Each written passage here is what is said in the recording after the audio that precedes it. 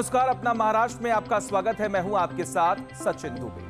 महाराष्ट्र सरकार ने एक बार फिर औद्योगिक क्रांति को आगे बढ़ाते हुए 9 कंपनियों के साथ 80,962 करोड़ के निवेश को लेकर बड़े स्तर पर समझौता किया है। ये करार मुंबई के गोरेगांव में आयोजित AIIFA स्टीलेक्स 2025 स्टील महाकुंभ कार्यक्रम के दौरान मुख्यमंत्री देवेंद्र फडणवीस, केंद्रीय मंत्री प्रहलाद जोशी और उद्योग मंत्री डॉक्टर उदय सामंत की मौजूदगी में हुआ। इस बड़े MOU से राज्य में करीब 90,300 नए रोजगार के अवसर खुलने जा रहे हैं। इन परियोजनाओं के जरिए गढ़चिरौली, चंद्रपुर, नागपुर, वर्धा, रायगढ़, छत्रपति संभाजीनगर और सतारा जैसे जिलों में बड़े औद्योगिक प्रोजेक्ट लगाए जाएंगे।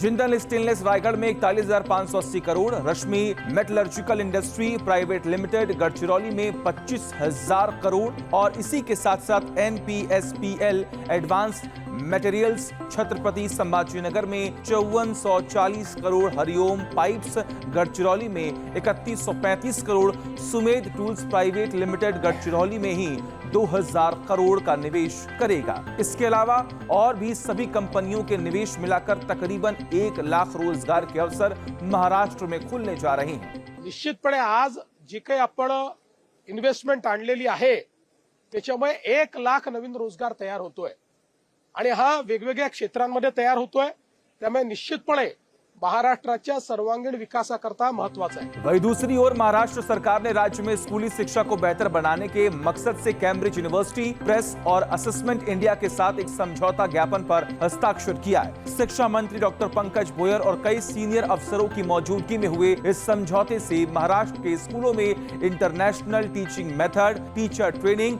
Updated curriculum material, climate education और ओपन स्कूलिंग प्रोग्राम शामिल होंगे। इस मौके पर मुख्यमंत्री देवेंद्र फडणवीस ने कहा कि राष्ट्रीय शिक्षा नीति लागू होने के बाद से विश्व स्तरीय शिक्षा की ओर राज्य की यात्रा में और भी ज्यादा तेजी आई है। उन्होंने इसके कार्यान्वयन की व्यक्तिगत निगरानी करने का संकल्प भी लिया है। बात करते हैं महाराष्ट्र में होने वाली डिजिटल क्रांति की। मुख्यमंत्री देवेंद्र फडणवीस उप मुख्यमंत्री अजित पवार के साथ कार्यक्रम में शामिल हुए, जहां सीएम ने सेवा गारंटी अधिनियम के तहत 1 मई तक 1100 सेवाएं डिजिटल तौर पर उपलब्ध कराने की बात करते हुए कहा कि राजस्व विभाग की अलग अलग कई सेवाओं को नई तकनीक के साथ जोड़कर डिजिटली आम आदमी के जीवन को आसान बनाने पर काम किया जा रहा है।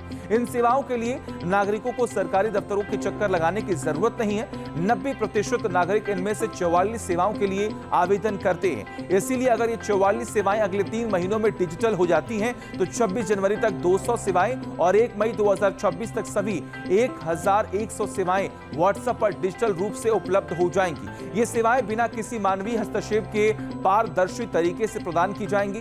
मुख्यमंत्री फडणवीस ने कहा कि राजस्व विभाग ने नागरिकों के जीवन को आसान बनाने के लिए यह पहल की है। वहीं पीएम नरेंद्र मोदी के 75वें जन्मदिन के मौके पर देश भर में स्वस्थ महिला सशक्त परिवार अभियान की शुरुआत की गई। पीएम ने मध्य प्रदेश के धार से स्वस्थ महिला सशक्त परिवार अभियान की शुरुआत की। बाद में मुंबई के यशवंतराव चौहान केंद्र से इस अभियान का राज्य स्तरीय शुभारंभ उप मुख्यमंत्री एकनाथ शिंदे ने किया। इस मौके पर डिप्टी सीएम ने सुझाव दिया कि यह अभियान 17 सितंबर से 2 अक्टूबर 2025 तक एक पखवाड़े तक सीमित न रहकर पूरे वर्ष जारी रहना चाहिए। कार्यक्रम में केंद्रीय सामाजिक न्याय राज्य मंत्री रामदास आठवले भी मौजूद रहे। उप मुख्यमंत्री शिंदे ने कहा कि घर की महिलाएं परिवार की देखभाल करते हुए अपने स्वास्थ्य पर ध्यान नहीं दे पाती हैं। ऐसे समय में इस अभियान से देश भर की महिलाओं को लाभ मिल सकेगा। बीमारियों का जल्द निदान जरूरी है और स्वास्थ्य जांच केवल 15 दिनों की बात नहीं है। इसीलिए हमारी सरकार स्वास्थ्य सेवाओं को मजबूत कर रही है। बात करते हैं नागपुर की, जहां पर डिप्टी सीएम अजित पवार ने राष्ट्रीय कैंसर संस्थान का दौरा किया। कैंसर जैसी गंभीर बीमारी से लड़ने के लिए रोगियों को नवीनतम उपचार और आवश्यक सुविधाएं प्रदान करने के मकसद से कैंसर संस्थान की स्थापना की गई। अजित पवार ने संस्थान के विभिन्न विभागों, प्रणालियों, सेवाओं आदि का निरीक्षण किया और संबंधित लोगों से चर्चा भी की। उप मुख्यमंत्री ने कहा कि हमारी प्राथमिकता है कि महाराष्ट्र में किसी भी कैंसर रोगी को उपचार के अभाव में कष्ट न सहना पड़े। अच्छा स्वास्थ्य नागरिकों का मौलिक अधिकार है और सरकार इसके लिए पूरी तरह से प्रतिबद्ध है। अपना महाराष्ट्र में फिर मिलेंगे, तब तक के लिए मुझे दीजिए इजाजत।